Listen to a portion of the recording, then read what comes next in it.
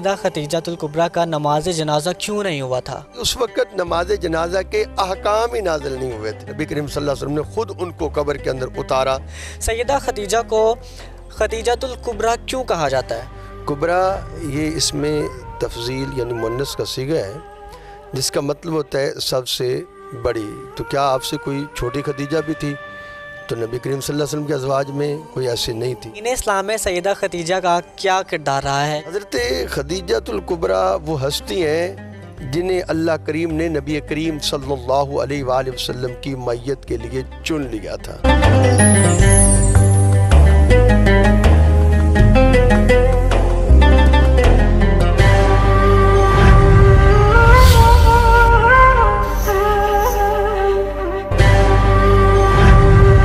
بسم اللہ الرحمن الرحیم، السلام علیکم۔ آپ دیکھ رہے ہیں جاکو ساہیوال کا رمضان اسپیشل پروگرام۔ میں ہوں امان شاہد، آپ کو خوش آمدید کہتا ہوں۔ اور آج 10 رمضان المبارک ہے، سیدہ خدیجہ الکبریٰ کا یوم وصال ہے۔ آج کے پروگرام میں ہم سیدہ خدیجہ کے حوالے سے بات کریں گے، اور اس پر بات کرنے کے لیے ہمارے ساتھ موجود ہیں مفتی ظہیر احمد بابر فریدی صاحب، جو کہ خطیب ہیں مرکز اہل سنت نور المساجد چیچا وطنی کے، اور چیچا وطنی سے یہ پروگرام آپ دیکھ رہے ہیں۔ السلام علیکم مفتی صاحب، کیسے ہیں؟ وعلیکم السلام، الحمدللہ میں بالکل ٹھیک ہوں۔ اچھا مفتی صاحب، آج کے پروگرام کا موضوع ہے سیدہ خدیجہ الکبریٰ کے حوالے سے، کیونکہ آج یوم وصال ہے، 10 رمضان المبارک ہے۔ تو سب سے پہلے تو میرا سوال یہ ہے کہ سیدہ خدیجہ کو خدیجہ الکبریٰ کیوں کہا جاتا ہے؟ بسم اللہ الرحمن الرحیم۔ سیدہ خدیجہ نبی کریم صلی اللہ علیہ وآلہ وسلم کی سب سے پہلی زوجہ ہیں، اور سب سے پہلے ایمان لانے والی اور حضور کی تصدیق کرنے والی بھی حضرت سیدہ خدیجہ ہیں۔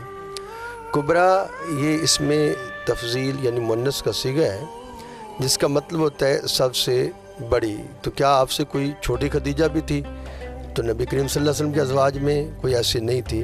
تو اس کا مطلب یہ ہے کہ صداقت کے اعتبار سے، تصدیق کے اعتبار سے آپ سب سے پہلی ہیں جنہوں نے نبی کریم صلی اللہ علیہ وسلم کی تصدیق فرمائی، اس لیے آپ کو خدیجہ الکبریٰ جو ہے وہ کہا جاتا ہے۔ اصل میں صدیقۃ الکبریٰ ہیں آپ حضرت، تو اس لیے یہ آپ کا لقب جو ہے وہ مشہور ہو گیا۔ جیسے حضرت سیدنا صدیق اکبر کو صدیق اکبر کہا جاتا ہے، اسی طرح وہ مؤنث جو ہے وہ مذکر کا صیغہ ہے، تو ادھر جو ہے وہ مؤنث کا صیغہ کبریٰ استعمال کیا جاتا ہے، کہ وہ بھی اولیت کے اعتبار سے اور یہ بھی اولیت کے اعتبار سے آپ کے لیے الفاظ استعمال کیے جاتے ہیں۔ اچھا، دین اسلام میں سیدہ خدیجہ کا کیا کردار رہا ہے؟ کیا کیا خدمات سیدہ خدیجہ الکبریٰ نے دین اسلام کے لیے وقف کی ہیں؟ حضرت خدیجہ الکبریٰ وہ ہستی ہیں جنہیں اللہ کریم نے نبی کریم صلی اللہ علیہ وآلہ وسلم کی معیت کے لیے چن لیا تھا، اور آپ کی خدمات کا اندازہ اس بات سے لگایا جا سکتا ہے کہ آپ ملکۃ العرب ہیں، عرب کی ملکہ کے نام سے مشہور تھیں، اور جن چند خواتین کا ذکر ملتا ہے کہ جن کے مال نے عرب کے اندر مال کے اعتبار سے جو اپنی ایک شہرت رکھتی تھی، ان میں حضرت خدیجہ کا ایک نام شامل تھا۔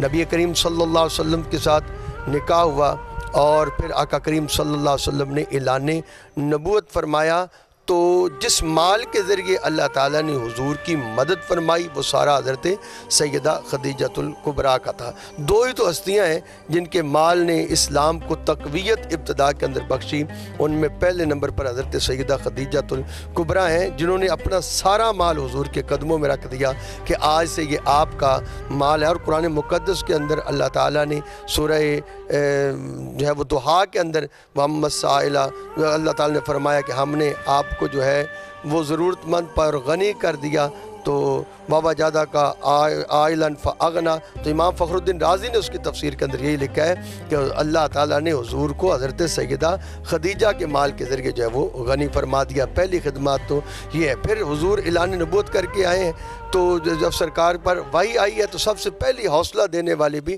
حضرت خدیجہ الکبریٰ ہیں۔ اور پھر جب اسلام کے اوپر سخت ایام آئے ہیں تو شیب ابی طالب کے اندر بھی حضور کے ساتھ جانے والی حضرت خدیجہ الکبریٰ ہی ہیں۔ تو آپ کی خدمات، اور اللہ تعالیٰ نے جتنی اولاد حضور کو عطا کی ایک بیٹے کے علاوہ، وہ بھی ساری کی ساری حضرت خدیجہ کے بطن سے ہوئی، تو یہ بھی آپ کی جو ہے وہ شان اور رفعت اسلام کے لیے آپ نے اس وقت خدمات سر انجام دی ہیں جب آقا کریم صلی اللہ علیہ وسلم فقط اکیلے کھڑے تھے، تو آپ کے ساتھ جو ہستیاں جو ہے وہ سب سے پہلے کھڑی ہوئی ہیں، ان میں سب سے پہلے حضرت خدیجۃ الکبریٰ ہیں۔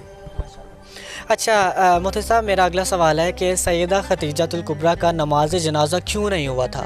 ہاں، یہ سوال بڑا عمومی طور پر کیا جاتا ہے کہ حضرت خدیجہ کا نماز جنازہ کیوں نہیں؟ بھئی اس وقت نماز جنازہ کے احکام ہی نازل نہیں ہوئے تھے۔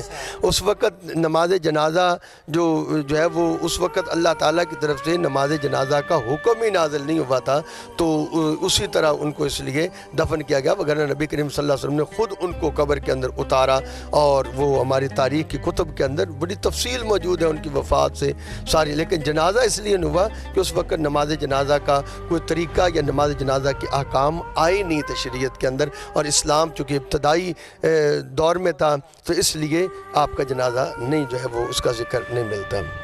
بہت بہت شکریہ۔